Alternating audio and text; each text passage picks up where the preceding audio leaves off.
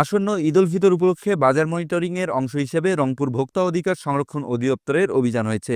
আজ দুপুরে নগরীর পায়রা চত্বর এলাকায় বিভিন্ন কাপড়ের দোকানে ক্রয় বিক্রয় ভাউচার সংগ্রহ না করা, বিদেশি পণ্যের গায়ে নাম না থাকা সহ বিভিন্ন অভিযোগে ৩টি দোকানে ২৭,০০০ টাকা জরিমানা করা হয়। এ সময় ভোক্তা অধিদপ্তর রংপুর বিভাগীয় কার্যালয়ের সহকারী পরিচালক মোসাম্মদ মমতাজ বেগম, জেলা কার্যালয়ের সহকারী পরিচালক মোহাম্মদ মোস্তাফিজুর রহমান সহ নিরাপদ খাদ্য কর্তৃপক্ষ ও প্রশাসনের লোকজন উপস্থিত ছিলেন।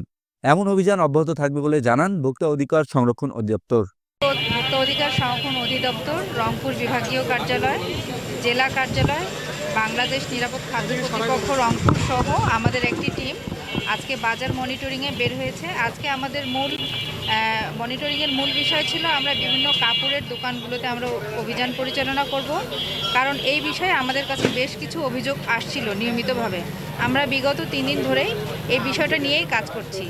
আজকে আমরা এখানে সেন্ট্রাল রোডে সাফা ক্লথ স্টোর, জমজম ক্লথ স্টোর, আবার জনতা গার্মেন্টসে আমরা মনিটরিং কার্যক্রম পরিচালনা করি। এখানে আমরা কয়েক ধরনের অ্যানোমেলিজ লক্ষ্য করি। তা হচ্ছে এনাদের কিছু কিছু জায়গায় ক্রয় বিক্রয় ভাউচার এনারা সংরক্ষণ করছেন না, সেই সাথে যে ইন্ডিয়ান কিংবা বিদেশি প্রোডাক্ট বলে যেগুলো বিক্রি হচ্ছে, শার্ট কিংবা 3 পিসের কাপড়, সেগুলোতে ইন্ডিয়ান কিংবা পাকিস্তান মানে যেই দেশেরই হোক তার নাম নেই।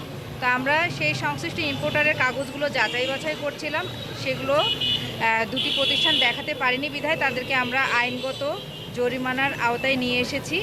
এছাড়া আরও যেগুলো বিষয় ছিল যে আমরা যে কাপড়ে যে ট্যাগ, 2 ধরনের ট্যাগ দেখা যাচ্ছিল, একটা হচ্ছে দেশি ট্যাগ আর একটা বিদেশি ট্যাগ। একটি কাপড়ে কখনোই 2 ধরনের ট্যাগ থাকতে পারে না, একই ট্যাগ থাকতে হবে।